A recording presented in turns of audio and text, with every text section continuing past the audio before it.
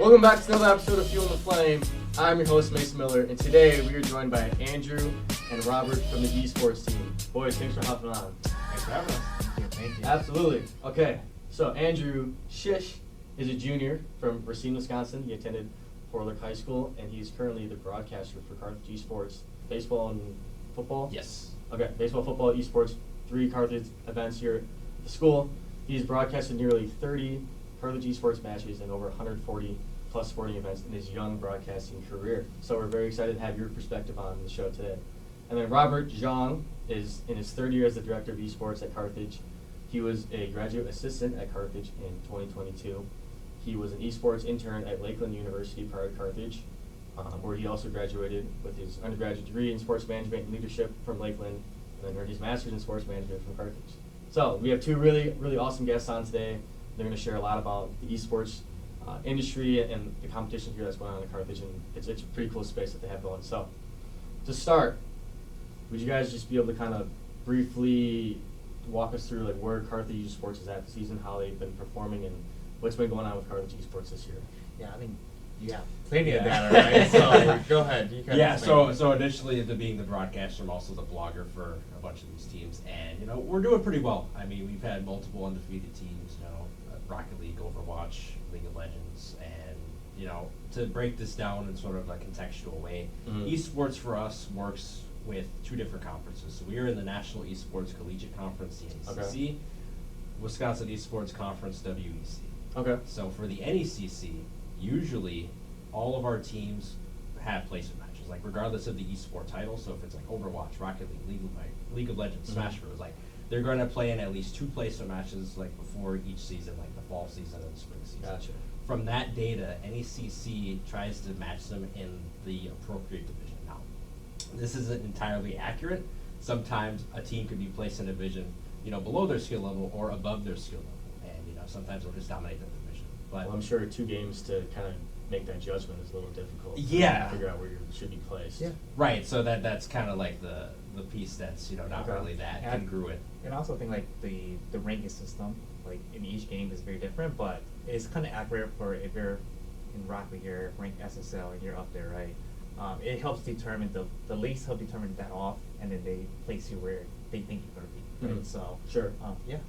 And then for us, since we're in the Midwest, we usually play just Midwest teams. Okay. So in our division, we are in a set conference. So each division has like 2 conferences. So to give you an example, if we were in like Division 4, it would be West Central A, West Central B. Sure. They're called stages, Mhm. and in each stage there's 8 teams. Out of those 2 stages, the top 4 in both of those stages would make playoffs. So like Gotcha. top 4 from West Central A, top 4 from West Central B. And they're in a bracket that combines both the stages, and it would be West Central playoffs. So that's Gotcha. kind of like how it goes. And again, it's mostly Midwest teams, but like once you get to like that other side of the bracket, maybe you get like non-Midwest teams and stuff like that. So that goes on for the fall and spring semester, and then based on performance for both of those, there are national competitions as well that happen in April. And for those, you face teams, from like Texas or like California, something like that. So that's where you get like more of that nationwide sort of range. But like in season, it's more so like regional competition that we focus on. WEC is a little bit different. It's basically just focused in Wisconsin. So that is like the primary like regional thing that we go through.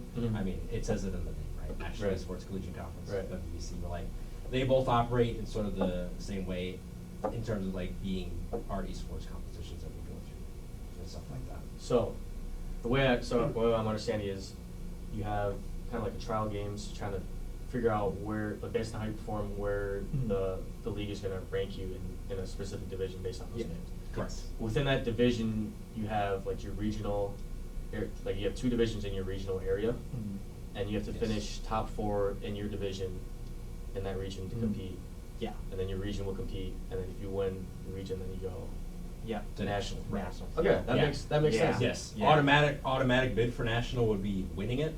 Other scenarios, I mean, based on performance, like if you're like maybe 4th or 5th, like throughout like the whole standings, like they'll put you in an LCQ. They give you like an at-large. Yeah, they'll give you like a last chance qualifier kind of. That's kind of like how we do it. Because the biggest thing that's different with esports compared to most of Carthage sports is that there's the CCIW conference. Yes. Right. Versus the esports, you're playing teams from like different normal divisions for Carthage basketball, like we play all of our Division III teams, Mhm. but sometimes you're playing like schools from like Division I levels and so forth. So that's like the biggest difference between what I've noticed is that esports, it doesn't matter how big your school is compared to like the national athletics. Right. It could be like a Division I basketball school, but they could be a D3 esports team. Mhm. Yeah, because I think in terms of esports, it's the cool thing about it is like it doesn't discriminate, right? No matter like how big you are, what Right. size you are, right? Yeah. In video games, keyboards, mouses, controllers. Yeah. At the end of the day, right? So your skill set is what's to determine if you went out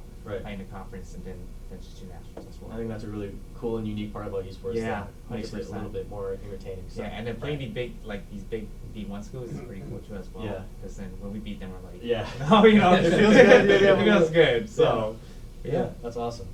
So, you kind of explained how the standings work. Mhm. Where is Carthage at right now with the games that it's competing in right now in the standings, and how are they faring out to go into the playoffs if they qualify? So in particular for NECC right now, Okay. Overwatch is in the semifinals of Division 4, I believe, and then Okay. Rocket League I think it's our black team that is in the semifinals. They are in Division, I think 2 or 3, and with these semifinal competitions, that's one step towards getting to that championship and Right. the regional level, which is going to be huge. Like if they win out, like they're gonna be in nationals regardless. But like Yeah. even if they perform well, like say they get like third place or something like that, they'll still be considered for nationals. So I mean they're in a great spot. Our other teams like Smash Bros, unfortunately they missed the playoffs, so it was a rough go. I mean they finished 3 and 4 on their season. Right. So I mean, but there's still a lot of improvement with that in terms of like who we brought in, for recruiting and stuff Mhm. like that. And then players that were already there, they were doing great things. League of Legends, they were in the playoffs. They were unfortunately Knocked out. eliminated. Yeah, Ah, knocked out. shoot. That's the game I coach. So Ah. Yeah. yeah. Well, But that's no, what- they had a dominant regular season. Pretty sure they went undefeated there. Rainbow Six Siege, they made playoffs. They were first round though, unfortunately, by Houston. But I mean, they made playoffs amid like having roster changes and Yeah. stuff like that. Like the captain that's been here since the beginning has done great things to sort of like build up that team. So that's great as well. Yeah, that's awesome. I'm going to be asking some questions Yeah. a little bit later about like how you guys assemble a team and how that all works, because I'm Mhm. also very curious about that. So for the Overwatch 2 team and then for Rocket League, where can we watch you? Like where can we tune in to support the Carthage teams as they compete in the playoffs? Twitch.tv, Carthage Esports. That'll be like the biggest one. We will be streaming our semifinals games this Friday at 8 p.m. Okay. So that's one of our games. I think they're playing SBSU.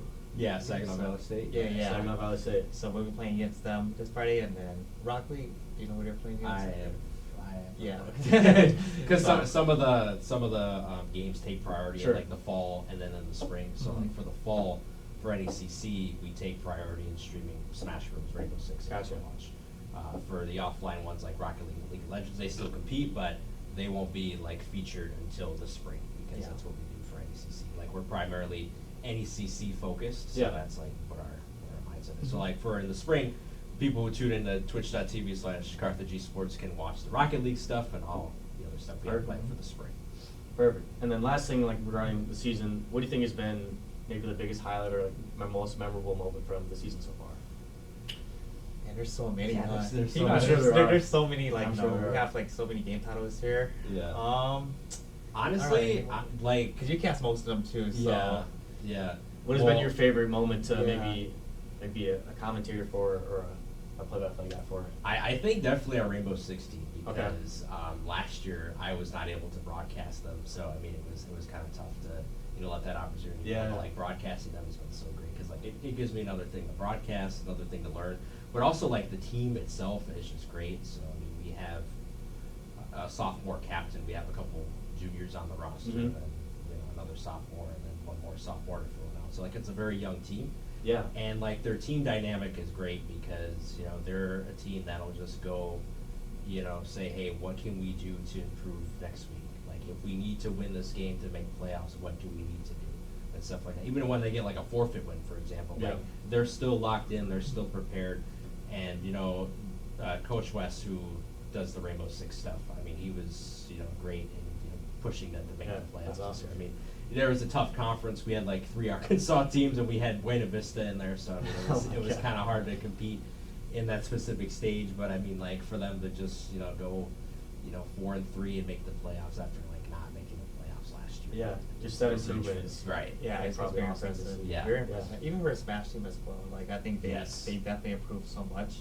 Because we in our program we have I'm the director, but I have like 4 or 5 other coaches who kind of Mhm. like help coach this game because I'm not an FPS player, right? I'm not a Call of Duty player. I'm not a Valorant player. But having different type of coaches can help out. Yeah. Helps out a lot. You know what I mean? So I'll say that question. I think the coaches they probably know more of like the Sure. moments that they're in, Sure, right? sure. So, but yeah. That's Yeah, awesome. I mean, for me personally, like, I mean, anytime I get to hop on here and broadcast, Yeah. it's great. Yeah. I mean, like, just, meeting all the players and, getting to know them on Yeah. a personal Andrew's been level, great, it's man. always He's been great. So. That's awesome. That's awesome. So, question I mentioned earlier about team assembly and recruiting. I know you were just in a recruiting meeting before Yeah, this. yeah. So I'm very curious about how that process works because I know for basketball or football, you can go out and watch their games. You can Yeah. schedule. You can go see them live if you Mhm. want to. You kind of have this idea of who they are, like based on like how Mhm. tall they are, like how much like they Yeah. weigh, like their strength, their statistics in like basketball, like how well you shoot Yeah. from the field. So I'm just curious about what is the That's recruiting great. process like? How do you identify talent that you want on the team? Yeah. So if you wouldn't mind just being able to share about that. Yeah, I mean, like 70-80% of my recruiting is done online. Which Okay. kind of makes it hard too, because obviously I think in-person visits or going to see them in person is better, but most 70-80% of it is online. How I kind of determine like their top recruits is their ranks, right? So they have a ranking system of like where they are. So if like say for example Rock League SSL players, obviously they're like 4 or 5 star, right? So I want them in the program. But obviously other schools are looking at that too. But that's kind of how things are. Locally as well, we're seeing Kenosha. We're trying to get some contact with local schools as well as Milwaukee. But I'll say mainly recruiting is mainly online and stuff like that. So Yeah.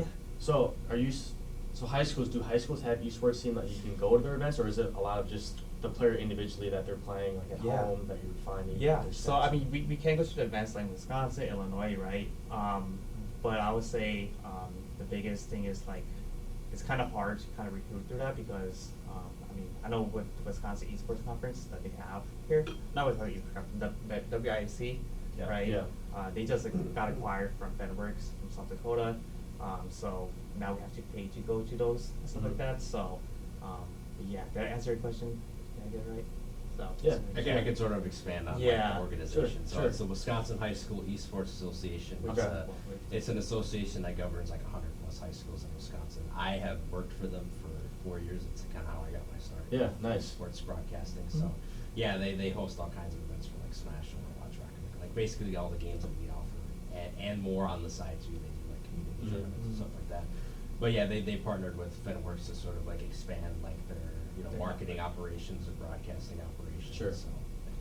So you're mentioning that a lot of your recruiting efforts was online, Yeah. which is very different compared to what a It's lot like of traditional traditional sports. like Yes. sports would do to go see them Yeah. live. Maybe they'll discover them online, but then they'll go and watch and evaluate them in Yeah. person. So does that make it challenging to do it online, or does that make it easier? It does, right? Because when you're not able to be there in person and see them compete, Yeah. it's really hard. And in terms of like the esports ecosystem, or like especially in the high school level, it's really hard still because a lot of schools don't have high-end PCs, right? It's so new So still, it's yeah. it's so new, right? This industry is like so new and stuff like that. So it's hard to go in there in person and watch them play, Right. especially if they don't have any setups for it, Right. So like I said, mainly online and stuff like that. But it is kind of enjoyable to do online because like obviously it makes my job a little more easier. Yeah. But also I think a big difference between recruiting like for traditional sport compared to esports is that most of the contact is not through the parents. I know in basketball and stuff like that or any traditional sport is through the parents. Mhm. Usually for me I have like the contact information for just the player and Yeah. not their not their parents. So usually I have to contact the players directly first, and then I'm able to kind of have discussion with the parents right after. Yeah. So for example, you were just in a meeting, right? Mhm. So were you meeting with a player like over Zoom and like just kind of chit chatting, getting to know them? Like what does that meeting look like when Yeah. you actually sit down with them? Yeah. So I was just meeting with them, just talking about the overall program, and it's Yeah. especially towards the player. But obviously, I want to set up something with like the parents and kind of tell them what Yeah. the program's about.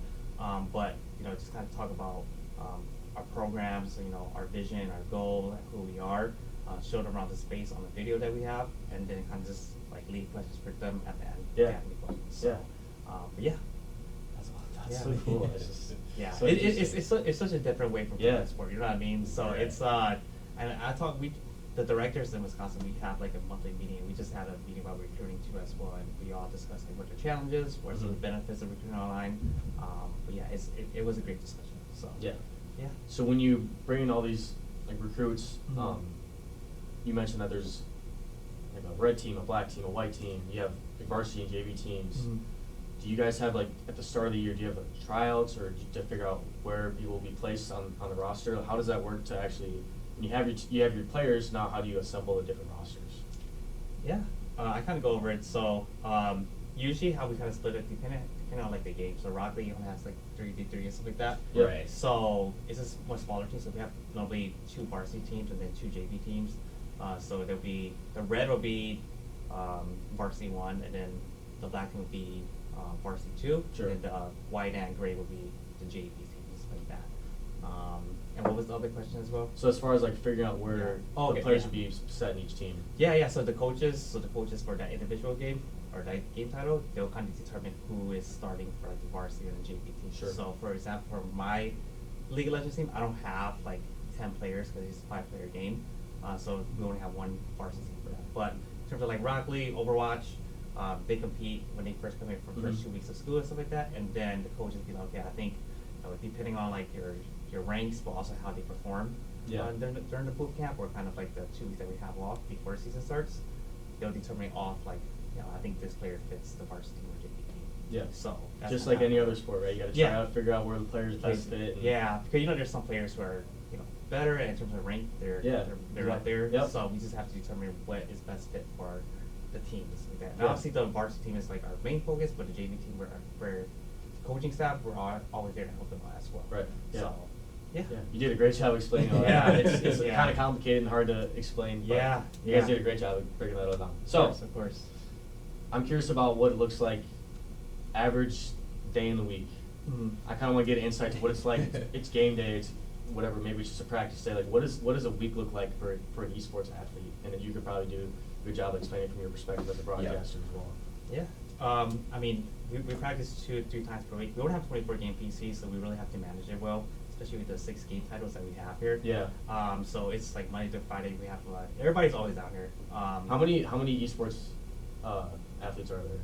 We have about 50. About So 50 athletes for 24. Yeah. So we have to split the times depending Yeah. on when they play and when they practice with that. Which we determine that off the Google Calendar, because I tell my students Sure. or the players to kind of just like update the Google Calendar, and then we'll find the time and stuff like that.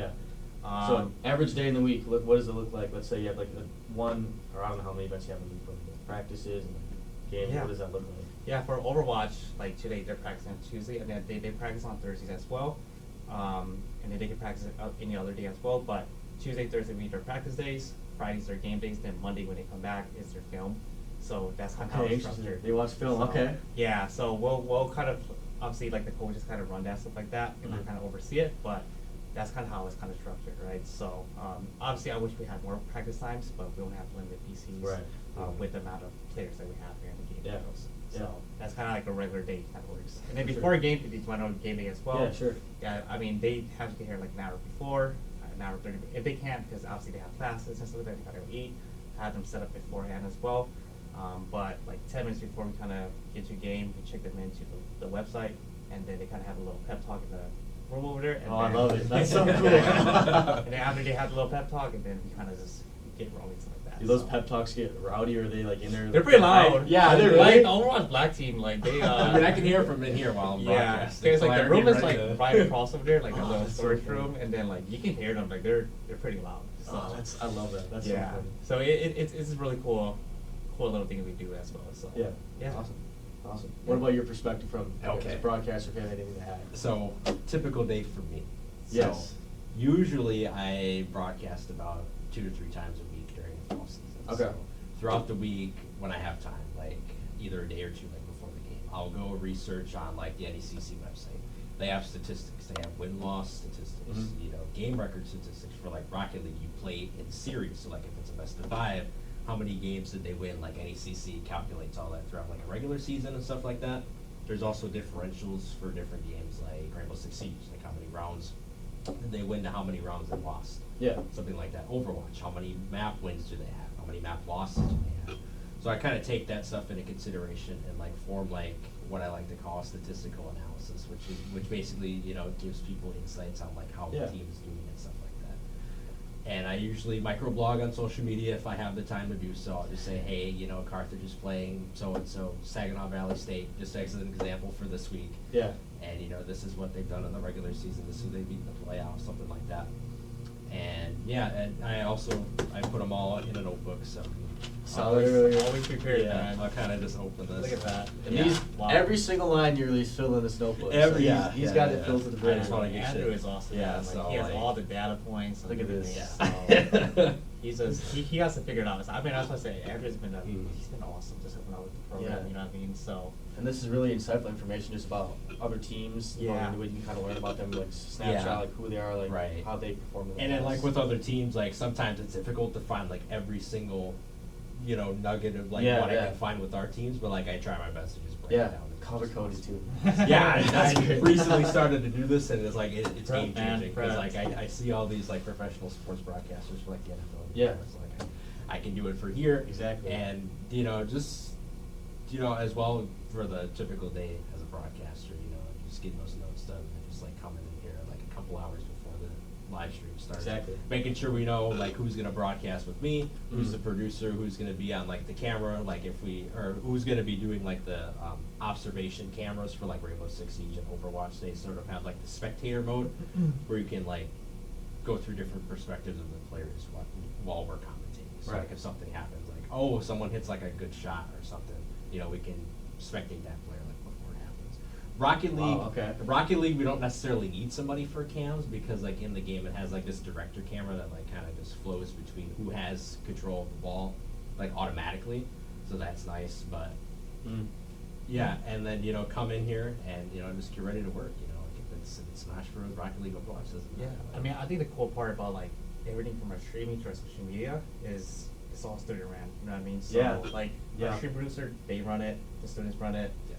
Cams, they run it themselves. Casters, all students. So at least they all get paid for it, which is a good thing, Mhm. Oh, that's right? nice. Yeah. But for me, it makes my job so much easier because like I'm directing a program. I'm running 6 other games. You know what I mean? I actually direct the program. So for them to come in and just really take over and like for me just kind of like just open the door for them. Okay, go ahead, just set up everything, right? It's It a makes- win-win for everybody. Yeah, it is, and it's super cool. You know what I mean? Yeah. So like, this is all like from our last director who kind of made all this, but the students kind of really took over and took over the streaming side of things. And I think that just really shows how interested students really are in the esports space and like just being Of course, involved with yeah. it. There's a huge Yeah. interest in just being involved with Yeah, playing or being on the broadcasting side, Right. just being a part of the industry is really awesome. and to I think see. Andrew, you get a scholarship, right, for being a caster? Yeah. Correct? Yeah. So it's like, Fudge. I was gonna try to Fudge. save that for like. Oh, I'm so for sorry. later. I did not mean to say that. For later, Yeah, my for, bad, like, the sorry. whole journey. But But yeah, but- yes, I did get recruited Yeah. on scholarships. Yeah. so We'll cover that later. Yeah. We'll Yeah. cover that No, later. but It's my like, bad. no, it's okay. no,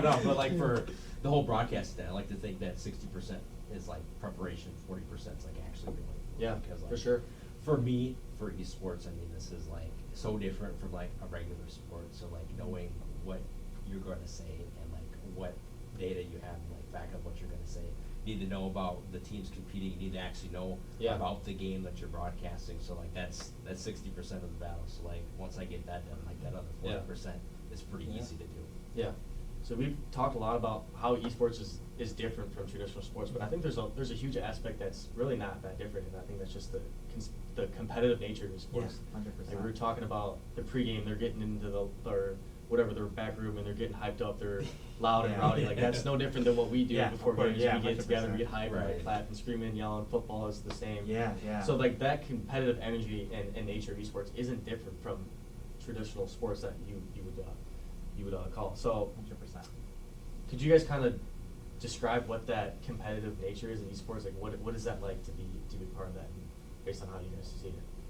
Yeah, I mean, the teams are very competitive. Like, you know what I mean? Like, they come in here every day. Like, they practice, they do film. You know what I mean? Like, they are, like I said, like, we are a very competitive program here. You know what I mean? Like, we're nationally ranked Yeah. for Rock League, right? Mhm. And like, against these really good schools as well, we're able to compete against them. Yeah. So like we take this like sport, I guess, esports very like competitively. Like Mhm. we take this pretty real. So Yeah. anything you guys have? No, I mean, we take it seriously. Like it's a very competitive environment. I mean, these players, they build each other up. Yeah. Yeah, There's, like, 100%. there's no blame casted on anybody. Build each other up, and from there, you have great team success. I mean, we have great coaches. Obviously, we have a great director. We have students working in the arena and the broadcast Yeah. team and stuff like that. But the players are just incredible. Yeah. But they all show up and they have great integrity. Yeah. So what are the players like? Based on how you get to watch them performing every day in practice. Like, what is it like getting to see how they work as a team and how they work as an individual to like prepare for these games? Because you said like, practices, they watch film on these, so they're pretty serious about it. They care about it. Yeah. So what is it like getting to see the players and how they approach esports? I know for me as a broadcaster, it's great to see because sometimes like before broadcast, I'll message somebody on the side and be like, hey, what's the thought process behind like your team's big game, to make the playoffs Mhm. or like try to win the championship or something. And I always hear that everybody's just like a cohesive unit. Like they'll Mhm. go into practice. Like I said before, they'll say, hey, like what can we do to improve and stuff like that. Like what are we missing? What is that it factor that we need to get us over the hump or something? And there's still a lot of team aspect to it. Exactly. It's not just an Yeah. individual No, thing. It's very there's no I in team-oriented. team, right? Yeah. So, Yeah. so everybody's like dialed in. Yeah. I mean, and our coaches again are just phenomenal. Yeah, like everything is structured in our program where, like I said, like they come in, they practice, they do the film, right? Like, so the coaches, they know, like, we got to get this done, right? Mhm. So, and then to see the players' development over time, for me being here for 3 years and seeing the players that I came here, Yeah. right, or Yeah. seeing them grow, like, it's so much improvement, right? Going from like Division 7 to like Division 3, right? Like that's a huge jump to playing better teams in the Mhm. future. So, yeah, it's been a huge That's jump, awesome. So, yeah, man. That's so cool. Okay, so I'm actually very curious about this question as well. Okay. Yeah. Do you guys think well, I'm sure, I know there are. Do you think there are any big misconceptions about esports that, like, the person outside of it looking in would commonly have? Yeah, I think I think me and Andrew talk about this like Yeah. here and there, right? So Yeah. and I guess like like it's not showering, right? Or Yeah. or like what It's else? just a game. What are you doing? Yeah, Like, yeah, or you're like- not gonna get any value from this. Yeah, No, like- so it's usually like just the older generations. Just Yeah. like it's just video games. Like it's more of a recreational thing. But like Mhm. from our specific program and like just esports in general, you pick up on so much. Like even if you're a player, you get insider knowledge on how to problem solve, how to work with a team, Yeah. how to be a great leader if you're a captain for that team, and things of that nature too. Mhm. And if you're interested on the media side, we have broadcasting, graphic design, producing. What am I missing? We have a lot of stuff. probably more, but yeah, no, Yeah. those are like the core main ones that we have. So. Right. Yeah. I mean, coming from an Asian household, like, trust me, when my dad said I was doing gaming, he was just like, that's a waste of time. Like, my dad was like, no, you know what I mean? But he eventually understood. He's like, no, it's something I'm passionate about, and I've always played games since I was 8, 9 years old, right? So he really understands what I'm doing now. Obviously, there are days where he's like, he still doesn't understand, but like, to be honest, like, he supports me. Yeah. So, I mean, I guess like the biggest thing with gaming like that is just, like, we're not wasting our time, you know what I mean? Like, we're putting in time, like me as a coach the League of Legends team, we're putting in time to practice and do film and game basis of that. So, yeah. And I think as esports grows and like more people are tuning into like watching and being involved with following like certain esports Mhm. athletes, they'll be like more not open to it, but like just more, It's I guess, accept- accepting of like what esports is, because Yeah. it's still a very competitive environment like we talked about. It's Mhm. still focused on like teamwork, like work Yeah. ethic, and all those intangible qualities that you talked about. Mhm. It's just in a different Different way. different mode, different Yes, way than like yes, being like, yeah. oh, big buff athlete. Yeah. You know, Right. you know what I It's mean? a whole different stratosphere. Yeah, Yeah, it's a different 100%. stratosphere for sure. So, as far as like misconceptions, like if someone is gonna tune into a Carthage Esports event who hasn't really seen anything before, not really involved in esports, what would they might expect to see if they tuned into an event for the first time, like a broadcast, for example? So they would see obviously the game being Mhm. featured, and they would hear two broadcasters broadcasting that. But if they're like on social media as well, like if they see like, oh, Carthage is gonna have this game or something like that, I mean, they can expect us to have a graphic posted for that game. They can expect us to, just try to articulate the game as best as possible. I mean, we have a live Twitch chat that we interact with, so like if they ever have any questions or anything like that, like, oh, what is this game?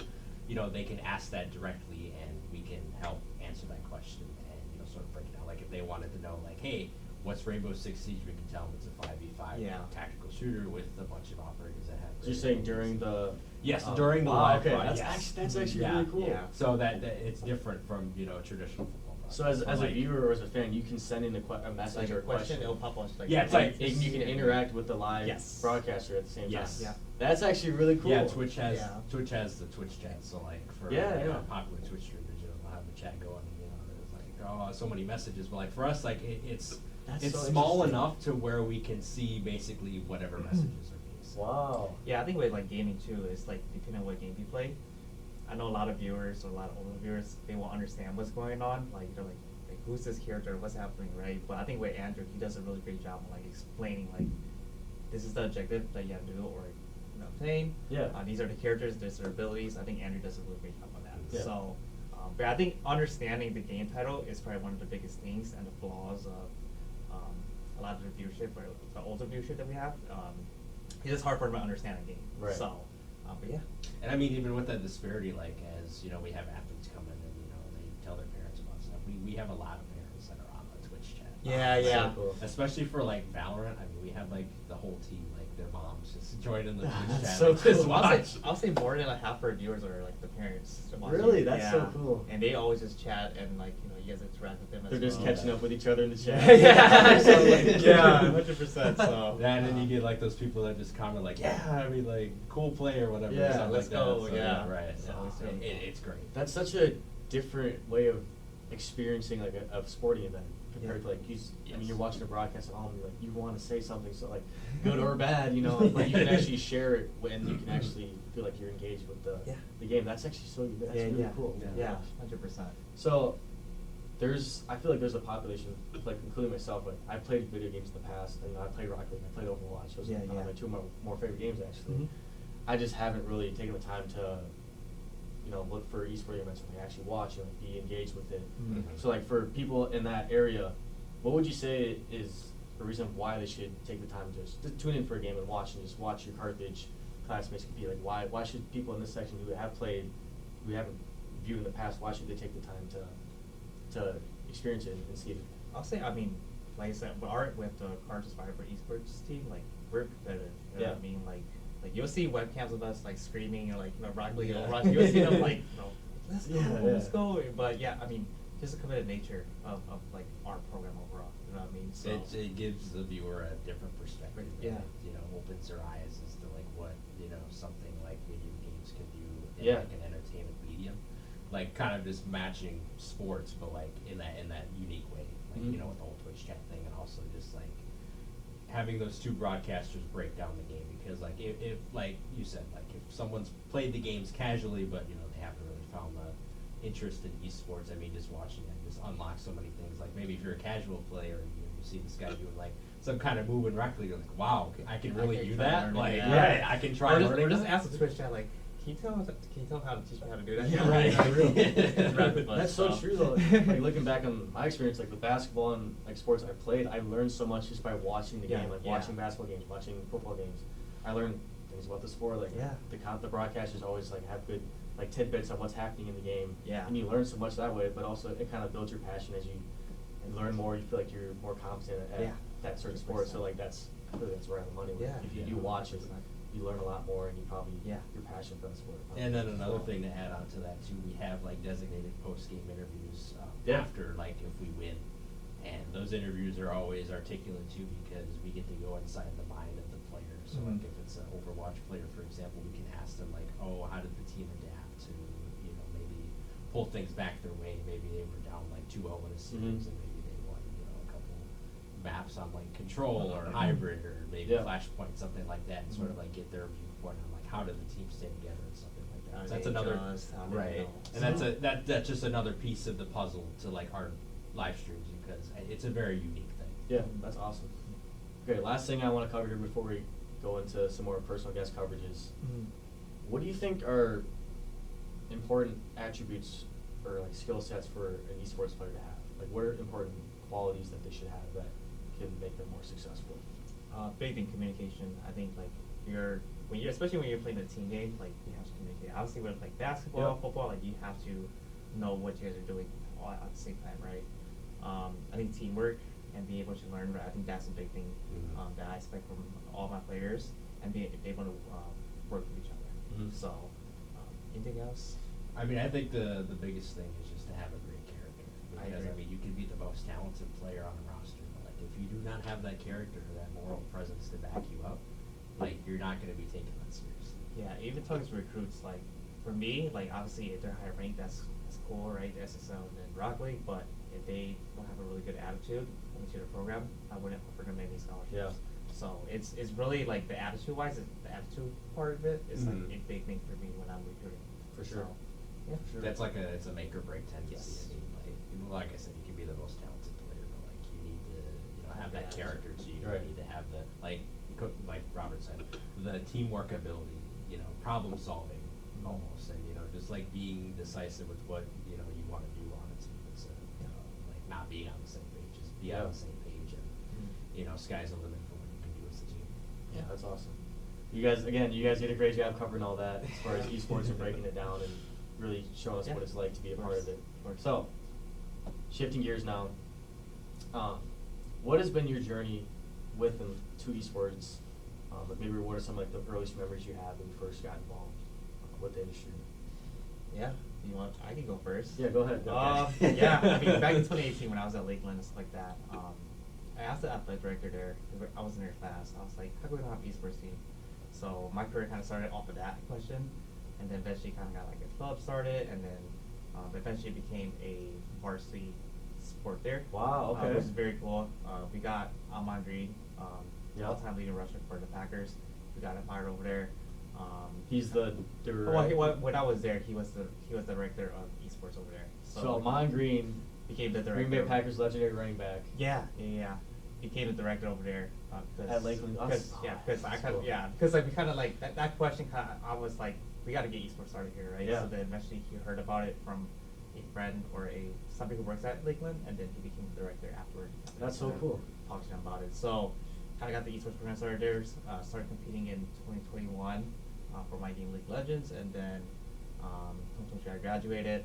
Was looking for collegiate opportunities or my master's program, so I came here, coached for a year, and then after Coach Palmer left to University of Michigan, I eventually got a position here right afterwards. Yeah. So been in the space for about almost 7 years since 2018 of like that question starting and asking the athletic director about it. So it's been a really cool experience, and I think the really cool experience for me is seeing those students or those introverted students like coming out of the rooms and being involved with the esports program. Yeah. Because you meet your lifelong friends because of that, right?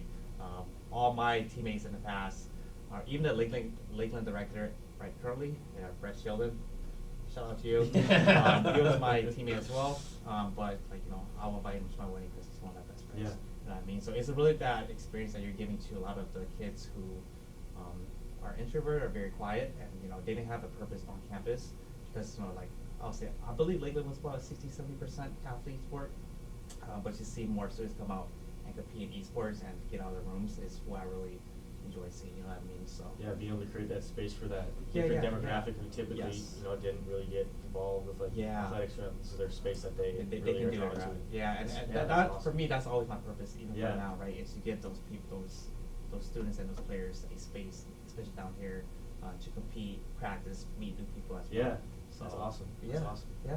What about you? All right, Andrew. What's been your journey? It's time to open the floodgates. Andrew has been here for a while. I've been here for a He while. knows the I feel industry. old, so spring of 2021. This is during COVID. I was at Forlick High School as a sophomore. Now, during COVID, we were all virtual online, Mhm. and my good buddy TJ Buckman Blaze, who's on the Carthage Rocket League white team. I've known him since kindergarten, so 15 years of knowing him. So he was the one that kind of got me into their program, and he was like, "Hey, let's have you try this out." So I was on the JV Rocket League team for a while. That was pretty good. but the big thing that came was the Horlick Esports general manager, Gregory Smith, shout out to you, was like, hey, do you want to help broadcast our varsity Rocket League team? So I did it from home. I did 4 games from home. Oh my gosh. Yeah.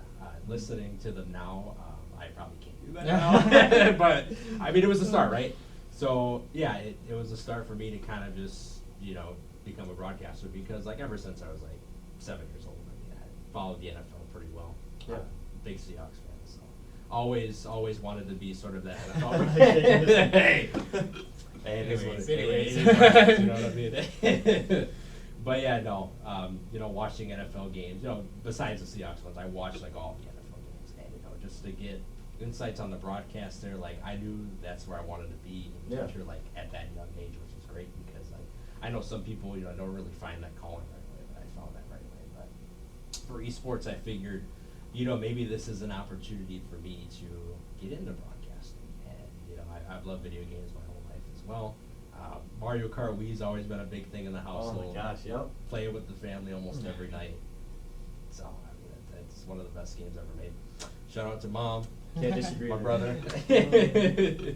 But yeah, from there and having that interest in video games and broadcasting, man, that was the best of both worlds. So, broadcasting those 4 games were a great experience. And then the Wisconsin High School Esports Association has this broadcasting internship that pops up around August of 21.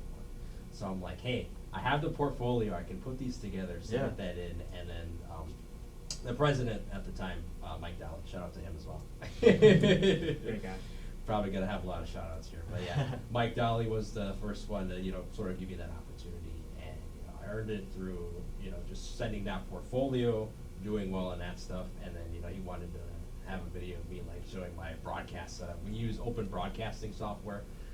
I think our football team uses it, a bunch of other teams use it, and it's a great resource. But yeah, it's basically what I broadcasted Rocket League on when I did the Horlick stuff. Signing with the Wisconsin High School Esports Association after that, I mean, the rest is history. Like I got to learn how to be a broadcaster for Smash Bros. And Rocket League. I would, use a notebook, not this particular notebook, but I have a different notebook that I use for the high school stuff, and it's basically most of the same thing. Like just going in and seeing like, oh, who did the team, lose to, win to, stuff like that. Like, what have they done historically? As the years have gone on, things have gotten a little bit more contextualized, and I've gotten to use Google Sheets as well to sort of like display like what I like to call my digital notebook, which is like basically what you could find in a notebook, but in a Google Sheet. And there's been several iterations of it, and it's always constantly evolving based on like what teams I call and stuff like that. But I would say just from that experience alone with that association, like I learned so much about broadcasting, and that opened me to so many opportunities. Yeah. And like Coach Robert mentioned before, I was recruited here on scholarship, and I think it was during December of 2022. It was a Super Smash Bros. LAN event. So a LAN event's like a local area networking thing where like teams come in person, they compete at a particular game title. And at the high school level was a little bit different than college, because for the high school ones, directors like Robert can go in and be a panelist and sort of try to recruit other players to attend the college esports programs. And Coach Palmer at the time was the director, and during that event he came up to me, he was like, hey, I want to give you a $2,000 esports scholarship. That's pretty sweet. Yeah. Look at that. I think that's one of the best memories. For sure. I mean, obviously, when I came in 2023, like he wasn't here and Coach Robert was here, but nothing really changed. Like I was confident regardless if Coach Palmer was going to be here, Coach Robert, like I would have a great experience. But like after the whole Wisconsin High School Esports Association thing, worked in-house with Horlick High School as like their morning announcer. That was a fun thing to do too. I mean, I had to be up super early, but like, they were like, hey, you do this esports broadcasting, why don't you help us with your morning announcements? But it was great. Everybody's like, oh, I got the broadcasting voice, and I think I got it. I'm a little under the weather, so you can't. It might be a little muffled, but it's there. Trust me, it's there. And then from there, sort of just expand to Horlick baseball. PA announcing, finally getting into sports, and just going through their pipeline with their PA stuff. it's a lot that happened within those years.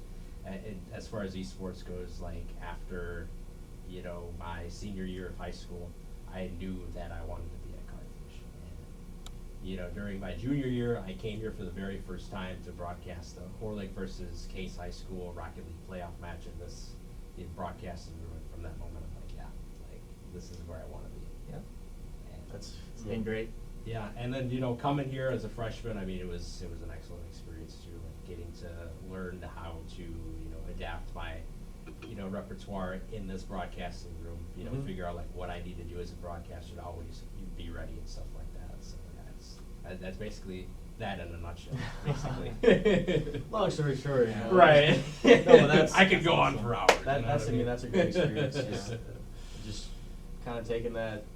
I mean, I guess you could call it a leap of faith. Just try the opportunity Right. during COVID, and it's amazing to see what happens. Yeah. You just take one step towards something you're interested in, No. and sticking with it. And more reps, you improve. You mentioned the first time you did it, looking back, and oh man, it wasn't my best Right. broadcasting experience. My first podcast episode was pretty great. I'm afraid. I don't think I've actually gone back and watched the whole thing through. I'm afraid to go back and see what that was like. But just as you get more reps, it gets better and better over time, and 100%. you start to love it more and appreciate the work and all the specifics and details that go into it. So Yeah, and then for me that's awesome. too, like, you know, starting with esports, that's what makes me stand out, because like now I'm doing all this sports stuff with like the Racing Raiders football team and all this stuff. There's a Carthage baseball and football too, Yeah. so it's kind of like, it's like this maze where there's like so many different things, and they all hopefully will lead to the end goal, which is to be an NFL broadcaster. Yeah. That'd be so cool. Maybe for the Seattle Seahawks. Maybe, yeah, right, radio. I mean, All right. Steve Rabel's still out there, so I don't know, maybe he's got a few more years left in him. That's awesome. Okay. You guys ready for the special segment? Yes. Yeah. All right, special segment to wrap up here. I'm going to add a sixth one onto here. Oh. We got 6 questions, video game themed questions for you guys. Okay. Let's All go, right. let's So go. I'm curious about what this is going to look like. So I guess I'm going to combine, I'm just going to do 5. I'm going to combine that 6th and 5th question together. So first question, what is your all-time favorite video game? Or if that's too difficult, what's I the mean- game that first got you hooked? Mario Kart, produced. Okay, so Mario Donkey Kart Kong? Wii is my all-time favorite video game. It's such a I good game. I will tell you why. The Wii wheel was so innovative when I was a child. I'm like, oh my god, this is great. I love Mario, right? And like playing it for the past like you Yep. know decade plus. I mean, like the physics in the game are just like so satisfying. They're not the snappiest thing in the world, right? But it's just so unique. Yeah. It's such a unique experience that you just don't It get is. with The any other. experience is honestly great. The different maps, like the sound effects, like the different Yeah. mystery box items, and the different Yeah. characters, the different cars. Like there's so much. Just for me, nostalgia's baked into that so deep. That's a great answer. And I mean, for Halloween for the past 5 years, I've went as Funky Kong. I've cosplayed as Funky Kong. So 5 straight years. 5 straight years, yeah. And he's even made an appearance on the Carthage Esports stream. So there's footage out there. So Love yeah. it. What about me? What about you? Yeah, I mean, I coached the League of Legends team here, right? I played it for 13 years. I mean, that's what I coach, that's what I do. But honestly, back then, probably Modern Warfare 2. I think that was like, Call of Duty Modern Warfare 2 was the best thing out there. Dropping nukes on everybody. That was the best, man. That was the best. Having a riot shield. But yeah, I would say Modern No, Warfare 2 you're is one of probably... those guys, huh? Yeah. but Modern Warfare 2 was like probably the best game out there for me. Like that's why I started from playing video games, is Call of Duty, and then transitioned to more like mobile, League of Legends, stuff like that. But Yep. that's when I had like a really like squeaky voice, and like, you know, Oh my gosh. we were just talking smack to other people online and like that Yeah. with my squeaky voice. But Good old yeah. 360 days, right? Yeah. I played on PlayStation. I know there's Xbox and there's, Oh, okay. yeah, but I gotcha. PlayStation was free back then. Xbox, you had to pay. I remember Xbox that. Live, is that what it's called? Yeah, you had to pay for it back then. That's why Yeah. PlayStation. Yeah, they have like so- the whole Game Pass thing. Yeah, where they you have got to something pay totally. monthly Yeah. just to have online. You know, I miss the Xbox Live days Yeah. because What like you about- just what pay it about out you? for the year. My first Call of Duty game was Black Ops 2. Dude, That was my like I one. would love that game too, Awesome man. game. I think Mario Kart was probably my first one. I think the first like console I had was a Wii. Okay. So it was probably Mario Kart. Or I had a DS back in the day. Dude, those Yeah. were Super Mario those- Bros on the DS. Yes. Might have been the Dude, one those- that was like those the were- first one. Very Yes. first one. Yes. Back then too, I like Pokemon as well. Yeah. All those, man, it was so much fun. So Yeah. Between those games, I played Halo. That was one of the early games I played. As Halo. well. Yeah. That's what Coach Alma agreed. That's one of his favorite games. Yeah. When he first came in, he was like, "Is there a Halo team?" and stuff like that. So he Yeah. he loves Halo. Like Yeah, he asked him. So. Halo's up there for sure for me. Yeah. Okay. Next question. What do you think is the most challenging game to play? Ooh. Oh. I mean, I would say because from my game title, League of Legends or Dota, like those are two like you really have to know.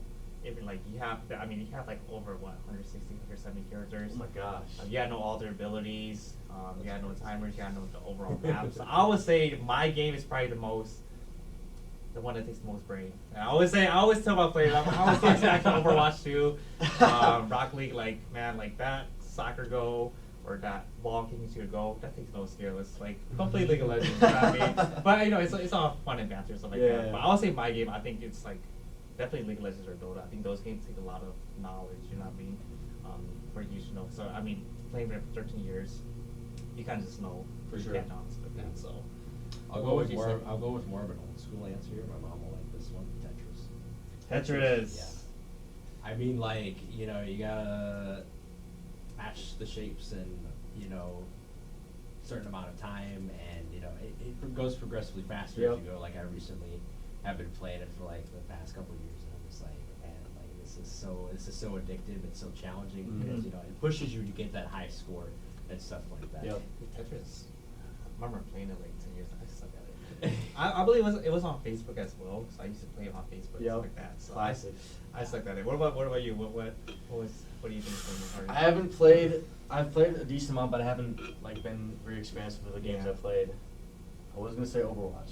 Feel a little embarrassed to say that. It takes a lot of skill. Sure. No. You know what I mean? Any Like, team-based game takes a lot of skill. Yeah. I would say Overwatch is.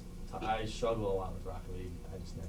I think Rocket League is difficult. I think like the Yes. mechanics on it, like The mechanics are very. yeah, tricky for me, at it's least. hard, right? Like I think the concept of like hitting a ball to go or like a car to go, like car to hit the ball to go is easy to understand. Yeah. It's kind of like soccer, but like the mechanics, I understand. Like I cannot do it. You know what I Yeah. mean? I don't know how my SSL players, like like Bell and X-Ray and them. I don't know how they can do it. yeah. So like, I mean, some games are more like mechanically challenging, more strategically challenging. Yeah. So Yeah. that's what makes me. Yeah. That's really what it is. Okay. You're stranded on a desert island. What video game character are you bringing with you to survive? I think this is like teed up for me, right? I mean, Go ahead. Donkey Go ahead. Kong. Donkey Like, Kong. like surfboard. I mean, like whatever else he's got. You're I just know- gonna have a funky time. You have a good time. Yeah, out I there. mean, I know he runs some pop-up shops, so I mean, like, we'll get those too. Like, we'll be straight. We'll be wearing sunglasses. We'll be Love chilling. it. I would say Sonic. You just you don't have to waste too much time looking for things. You're just just- just run around the island, right? Or not even run out. You can get back home if you just run on water and just sprint right across, right? So Yeah. but I would say Sonic. I mean, you just get things done quick. You know For what sure, I mean? for So sure. I would say Sonic. So That's a good one. I don't even know what I would pick. I'm up for that. Those are good ones though. Okay. What video game world would you like to most live in? This is like interesting. Ah. These are good questions. Yeah, these are. There's so many video games in there. There you know are. what I mean? Right, It's hard to think of them all. Yeah. Probably Minecraft. Yes. I like that Minecraft Yeah. movie that just came out. Yeah. I would like to experience it. I think it'd be really cool. You know what I mean? And like Yeah. the movie, it is like who played on it? It was who? Jack Black. Jack was Black. in it? Yeah, like Yeah. it was a cool. It's like I was like it was a really cool movie. You know what I mean? So I would like to be in a Minecraft world. It You makes know you a what I little mean? jealous, like you want to be able to experience what they're. Yeah, exactly, just mess around in that Minecraft exactly. for a little while. So Yeah. what about you? I mean, yeah, Minecraft's up there for me. too. Yeah. I mean, you know, just being in that world would just be, For sure. you know, so unique. I mean, other options. I mean, obviously Mario would be in there too. Yeah, Yeah. maybe like a Mario Galaxy kind of thing. You know, almost. Oh, Mario Galaxy. Yeah, was fun. like- that was another great game I played. Oh. Yeah. I would say like Street Fighter 6, like fighting games, like Underworld. That would be pretty cool too. Yeah. Like I think it'd be cool to be like a fighting game. I think something like, or like Streets of Rage would be cool too. Yeah. Because like those are like those arcade. or like Super fighting Smash games. Bros. Ultimate, like wouldn't it be cool just to be in there and fight like a character? Yeah. Too? I mean, There's I so think many- I don't so know. many would be cool. There's so many like rows that you could think Yeah. of. You know what I mean? So. Oh man. Okay, last one. Which video game character would make the best Carthage College mascot? Like in terms of like the the Firebird If you logo. could change the mascot to any character, who do you think best represents Carthage? What it represents? You gotta pick one character. Man. Oh, man. I guess it really depends, like, who you ask, right? Like, depending on what games you play. Right. Yeah. So, I'll It really does depend. just go 3 for 3 and I'll say Funky Kong. Like, He's a homer. and he's a homer, right? I mean, like, he great personality. I mean, like, he's super down to earth guy. Gives great advice. He gives great advice. Yeah, gives great advice. I mean, Love it. I cosplay as him, so like, definitely, Gotcha. totally no bias there. But on a surface level, he would be a great yeah. character. I'll say Bowser. Why not, right? Oh, yeah. Not like that Good. evil face. I mean, he's red too a little bit, but I'll say Bowser. Carthage Bowser. Dude, that's not, dude, Just that sounds slap the good. face of It's you know, gonna tell. Alex on there. Alex on there. Because he's a Bowser main. Yeah. So I think Bowser would look cool with that. You know what I mean? Carthage, Bowser, Esports. Carthage I mean, Bowser Esports. it kind of makes sense, but not. I mean, the logo part look cool. Obviously. We would make it work. Yeah, 100%. Oh, that's 100%. good.